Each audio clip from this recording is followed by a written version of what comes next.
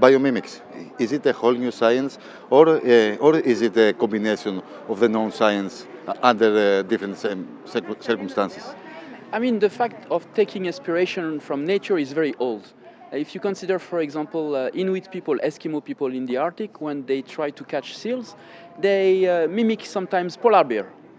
So it's very old. Human beings are always, since the beginning of the times, trying to mimic nature.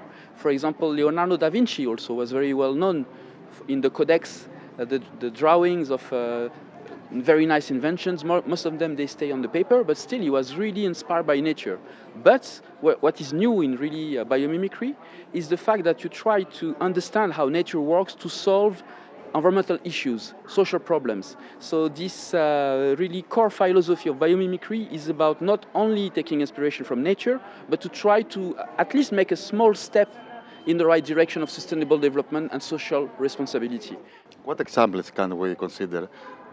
So you have different kind of biomimicry. We distinguish usually three kinds. You can, for example, take inspiration from the shape of a shelf or a tree, and this is the biomimicry of form.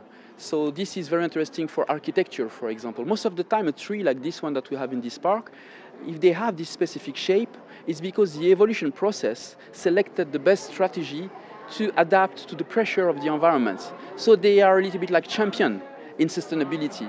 If you want, for example, to use what you understand from a tree or a shelf in the sea, you can transpose this knowledge in architecture or design of objects. And then there is another, for example, even in France, since it is under the invitation of the French Institute in Athens, I would like to use an example of biomimicry, which was before Janine Binius, is the Eiffel Tower, the famous Eiffel Tower. Many people, even in France, they don't know that the shape and the metallic structure of the Eiffel Tower is being inspired by how a bone is organized. You know, when you take a look at and you cut a bone in two, there are structures inside the bone which allow the bone to be very resistant with the minimum of material involved. So in a way, it's sustainable, more sustainable, because it's very strong, but you use less material. And this Mr. Eiffel was working with a German engineer who studied the bones to invent this very special structure of the Eiffel Tower. So this is one level. Another level is material sciences, chemistry, how things are made in nature. Most of the time in our industry, we use high temperature. We use very toxic solvents. We'll use also high pressure. Nature, they fabricate everything at ambient temperature, ambient pressure. If you take a glass of water, for example, to make the glass itself, usually we need 1000 degrees Celsius. And there are many organisms in the sea, like sponges. They have a skeleton made of glass, and it's ambient temperature, and they take the silicium around them in the sea. So this is really interesting for, of course, chemistry and material sciences. Also, for example, if you take a skin, it's self-healing. It can repair itself. And most of the material that we have, when they are broken, you need to repair them. But do you want to wait that a flight, for example, comes down before repairing structural failure? Or do you want to send an engineer on Mars if there is a problem on a robot? So can you imagine the potential of self-healing material?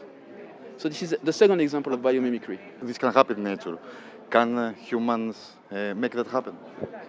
Yes, there are many studies. For example, self-healing material. It's so important for engineers working in material sciences that they call it the holy grail of material sciences. For example, for smartphone, I don't know if it happened to you, but many times I broke my screen. To everyone. So there are people working on self-healing screens. So of course it has something to do with sustainability, because if you throw away things which are broken, you lose a lot of material, and it's a lot of waste. So if it can be self-healing, then of course you save resources. And finally, there is a third type of biomimicry, is how to study ecosystems, like how a forest is working or a coral reef, and understand the complexity, how this complexity creates wealth and the work of diversity. This is the third level. And then we can use this level for management issues, for example, how to go from a very hierarchic organization to something without a boss. A forest, there is no boss, but it's working very well.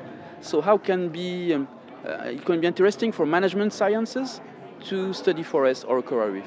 This is the third level. But also in agriculture, what we call permaculture, maybe you've heard about it? Permaculture, agroforestry, how to make agriculture like a forest is growing, to use the collaboration between tree, other plants, to make something very productive, because we need that for food safety, but in the same time without using chemical coming from the oil industry and very mechanical way of doing agriculture. So permaculture is an example also of... You have examined, you have done research in a lot of ecosystems, in Arctic, in Antarctica, in the 7 seas of the world. Yes. How has this work inspired you in biomimicry? I'm a very lucky guy. I'm working for the Cousteau Society, created by Jacques Cousteau. And in a way, biomimicry for me, it's a continuation of conservation work. Why? Because when you work in, for example, the Red Sea, on coral reef, and I'm also lucky because I'm expedition leader on icebreakers in Greenland, in Antarctica, and I see the consequences of climate change. I see the consequences of unsustainable human activities. 90% of the sharks, for example, of the world are gone already because of overfishing. So I was a little bit depressed when I consider that those beautiful environments, now they are maybe going to disappear, and my son is maybe not able to see in the future, will not be able to see polar bears or sharks in the sea, or beautiful coral reef because of climate change. So the idea is to find a way to reconcile technology with biodiversity, with the atmosphere. Because I think we are intelligent, we are supposed to be Homo sapiens sapiens, so we should use this intelligence to resynchronize technology and biosphere, atmosphere, water. So yes, I'm lucky, I've seen the world, it's a beautiful planet still. I think this planet will recover from the activity of human beings, because in the past you had already 5 extinction of species, and we are provoking the 6th one. So it's not about saving life on Earth. Say life will recover. It will take millions of years maybe, but like the dinosaurs disappeared, and now you have many, many mammals on the planet. So I'm quite confident that it's not about life on the planet, but us, we depend on the stability that we are destroying. Us, human. So even if we're egoistic, you have to be altruistic in a way and consider that nature is also your nature. So are you optimistic that humanity will be able to save its right to exist in the planet? When I look at the news sometimes, I'm sure that you are not this kind of news. Sometimes I'm depressed. But when I meet people, fantastic people, which are using the crisis in the right way. Because when you have a crisis like this, the system is sending you a signal that something is wrong. And the worst that you can do is to try to rebuild exactly the same than the old system. So it's a fantastic period for innovation, for trying something new. And I meet more and more people who are already having this mind shift and trying to build up the new, desirable future. This event tonight here in the French Institute is organized by an organization called the Institute for Desirable Future.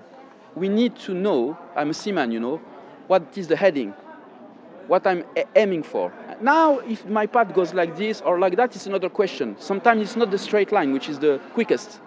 But at least I know where I want to go. For me, the goal, which is really worth working every day and waking up, is a society 100% sustainable, like the rest of the nature. Why not? We are part of nature. And also humanity and social responsibility.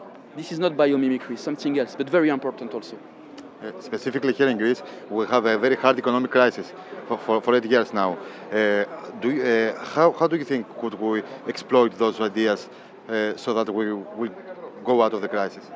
I think it's already happening in a way. I think I've heard that you've met, for example, Cleopatra. She's Greek. She's trying to develop biomimicry in Greece. I'm here also to share, of course, this vision, but also to allow you to meet people like Cleopatra, because it's happening now.